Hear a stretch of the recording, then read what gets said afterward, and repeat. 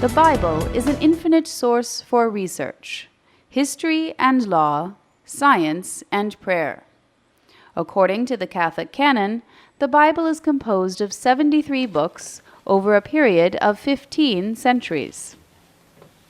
La Bibbia, questo complesso The Bible, this collection of books, has two authors, the divine author, that is God, and the human authors that are the hagiographers, the writers.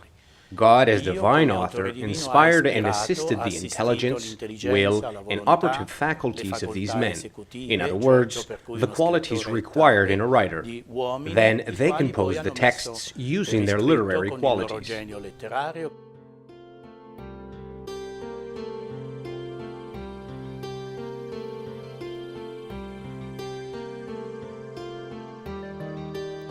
The books of Chronicles, that embraces all of Israel's history, was begun after the return from the Babylonian exile in the 4th century BC. The scriptures evolved from ancient testimonies of the actual texts that were passed on by scribes who had great fidelity and very diligent treatment of the transmission of the text. Quindi il senso del testo non viene mai toccato. Le varianti riguardano a volte una semplice parola. The meaning of the text is never altered.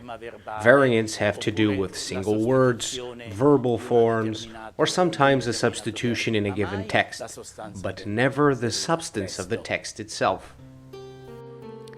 There are no longer original texts, as there were when they emerged from the hands of the Evangelists or St. Paul.